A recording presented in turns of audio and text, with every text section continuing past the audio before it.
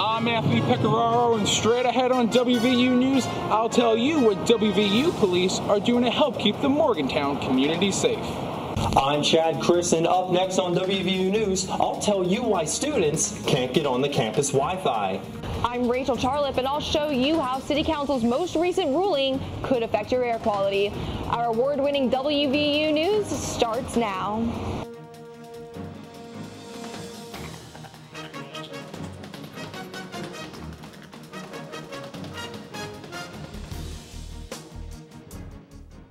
Morgantown City Council just passed a new ordinance banning large trucks on some city streets. Find out if you'll no longer be bothered by tractor trailers. I'm James Scott. And I'm Kylie Putnam. WVU is one of the nation's safest college campuses. The university police are taking steps to make it even safer. You're watching WVU News, an award-winning newscast produced by television journalism students at West Virginia University.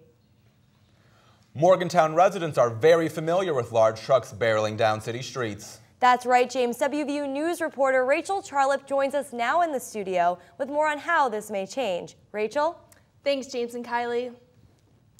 Morgantown City Council passed a new ordinance that could stop large tractors from driving through some neighborhoods. The ban was passed on September 2nd, and it says that large trucks can't drive through South Park or parts of downtown. But the Department of Highways is calling foul play. The DOH says the city does not have the authority to implement this ordinance, and residents are frustrated and speaking out. Morgantown's residents have long been frustrated with the city's high truck volume. City Manager Jeff McCorsky explains the problems involved with heavy truck traffic. What's happened that these trucks going through this area, through the neighborhoods in the downtown for so long, has really degraded the quality of life along Route 7. McCorsky also mentioned that the exhaust from trucks driving on Route 7 leaves residue on homes, which gives the impression of adverse health effects. I have my window open sometimes in the summer, and all the soot and stuff comes in, and I have to clean my walls like once a week. According to the most recent research, the average risk of a Monongalia County resident contracting cancer due to airborne diesel soot is 26% higher than the EPA's regulations. But there is more to be gained from this truck ban than just cleaner air. Local employee Rebecca Holman believes that if she could spend less time cleaning soot off the storefront, customer relations could improve. Well, I definitely think they would look at the store a little more positively if it wasn't covered in dust and having to be maintained so much. Within the next 90 days, City Council and the DOH must come to an agreement or go to court. Rachel Charlip, WVU News, Morgantown. Between now and December, the city has to work with the DOH on putting up signs. It is still unclear what types of trucks will be banned. James and Kylie, back to you. While the city is working to keep some vehicles out of their neighborhood, there will have to be room made for more athletic buses across town. Yes, Kylie. Coming next summer, there will be a professional minor league baseball team playing right here in Monongalia County. WVU sports reporter Brandon Vansicle has more on the construction of a new stadium. The Jamestown Jammers have been a part of the Jamestown, New York community for 20 years. This spring, the team will move to Morgantown. I spoke with Jammers General Manager Matt Dreyer, who says Morgantown is a perfect fit for the team. Well, Morgantown is a fantastic sports community. Just how I've seen how they rally against for their Mountaineers for football games and baseball games and basketball games, and it's just it's amazing sports culture down there. And I think a minor league team affiliated with the Pirates will definitely thrive, and I think they'll do really well. The new stadium project began when the WVU baseball team started drawing crowds too large for Hawley Field. I sat down with WVU Athletic Director Oliver Luck, who says WVU and the new team will be very community-oriented. Basically, at the end of the day, the minor league baseball team will play at that ballpark. They will, with our support, manage that ballpark. And ultimately, what we want to do is make sure it remains a community asset. The new baseball stadium is currently under construction at the University Town Center, just past Walmart. And an exit is being built off of Interstate 79 for easier access to the facility. The new team has yet to be named, but a WVU sports management class is in charge of the Name the Team contest. You can cast your vote for the best team name at www.morgantownprobaseball.com. Brandon Van Sickle, WVU News, Morgantown. From building a baseball field to building an app that will ensure your safety on campus, University police are happy to report that crime has decreased here at WVU. The annual Clary report shows that crime on campus has dropped. Anthony Pecoraro joins us now in the studio to tell us steps that University police are taking to make students feel safer at WVU. Anthony? Thanks, James and Kylie. You may have heard of the saying, if you see something, say something, in many areas across the country. Now, this campaign is coming to Morgantown with a new app designed to make WVU students more proactive about campus safety. According to the FBI, almost 6,000 violent crimes were reported in West Virginia during 2012. That's why University police are becoming the first in the Mountain State to join the See Something, Say Something national campaign. It could really help out, and it could really be a new way to deter crime and catch people doing illegal activity. Officials say Morgantown residents can inform authorities if they see something suspicious by clicking on this app. You know, we're looking for things like unattended book bags left in areas, cars that may be leaking packages that have wires or anything like that. According to University police, the Live Safe app has been downloaded by nearly 2,000 people on campus. The app is designed to provide a two-way channel of communication between the community and safety officials. To report a tip, all you have to do is click on Report Tips, select the category, press Send Tip, and WVU police will be informed immediately. It deter problems. Like you could always call 911, but this app could also be another alternative to that. The app is free and can be downloaded by searching Live Safe and selecting West Virginia University. The Live Safe app allows students to send tips to University police anonymously using text, photos, and videos. James and Kylie, back to you. Thanks, Anthony. Although advances in technology make our everyday lives easier, some people will always appreciate simpler ways of getting things done. You're right, James. One local artist showcases his passion for art in a new exhibit here on campus. WVU art professor Joseph Galabreath's love of wood print typography is on display this month in the Creative Arts Center. The style of art is quickly disappearing because of advances in technology, making this showcase that more important.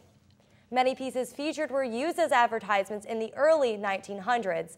Some of Galabreath's own work is displayed in the gallery as well.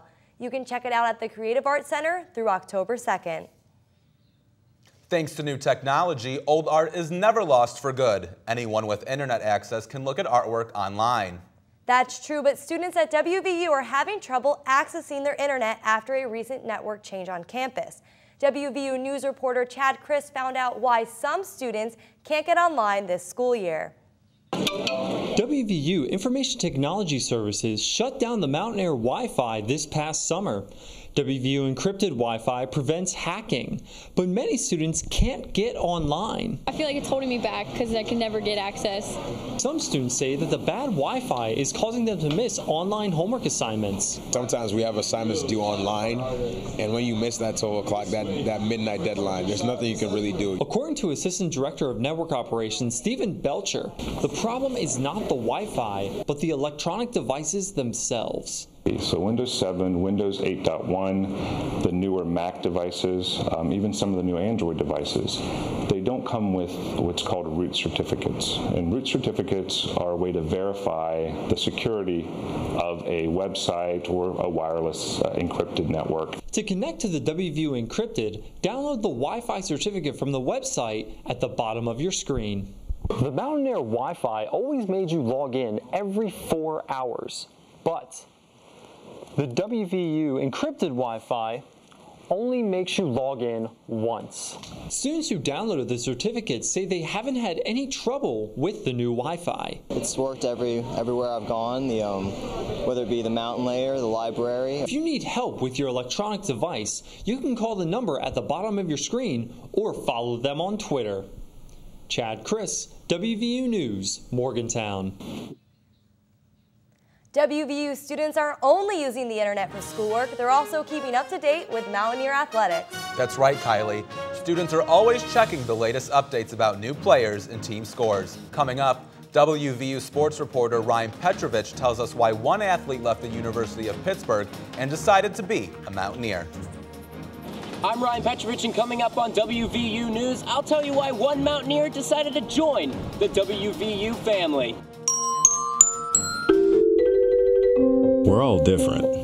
Our interests, our backgrounds can influence our futures. But without focus, they're just dreams. But what if someone could give your interests life? If they could give your background power? If they could fuel what motivates you? That's what gives dreams meaning, purpose. And perhaps that was the moment you knew you wanted to be a Mountaineer. Some students at WVU knew they'd be Mountaineers their whole lives. But others take a detour on their way to Morgantown. WVU sports anchor Brandon Vansicle joins us with a story of one athlete's road to West Virginia. Thanks, Kylie and James. While some Mountaineer football players dream their whole lives of suiting up for the old gold and blue, some make other plans and find themselves at WVU when outside factors step in. That's how it happened for one WVU running back who started playing football at a different college before choosing to be a Mountaineer. WVU sports reporter Ryan Petrovich learned more about that player's journey to Morgantown. It was indeed a great night to be a Mountaineer when WVU beat Towson in their first home game of the season. But one player on the field wasn't always a Mountaineer right from the start. Running back Rochelle Shell has had an interesting journey prior to settling in Morgantown. It was a good thrill. Something special about playing here in front of those fans. Shell began his collegiate career at the University of Pittsburgh, but after only one season, Shell nearly transferred to UCLA, but ended up at WVU. But why West Virginia? Shell decided that being part of the Mountaineer football team was the best option because it allowed him to be closer to his family. 2 years ago, Shell became a father of two twin girls, Ariana and Amaya. Like I told someone before, I felt I made a great choice, and this is a perfect fit for me. Through 3 games as a Mountaineer, Shell has amassed 207 yards and 2 touchdowns. That's 1 touchdown and 137 yards better than second best Andrew Bowie. He was pumped up Alabama game, the way he ran, but I thought he was over the top this game. I mean, it's like being a freshman, your first time to get to play in front of your home stadium. I mean, that's what the equivalent of what it was going into that game. Shell, in his WVU home debut, carried the ball 14 times for 71 yards and scored his first touchdown. Ryan Petrovich, WVU Sports, Morgantown. Shell is listed as a redshirt sophomore on the football team's roster, meaning he's eligible to keep playing for another 2 seasons. Kylie and James, back to you.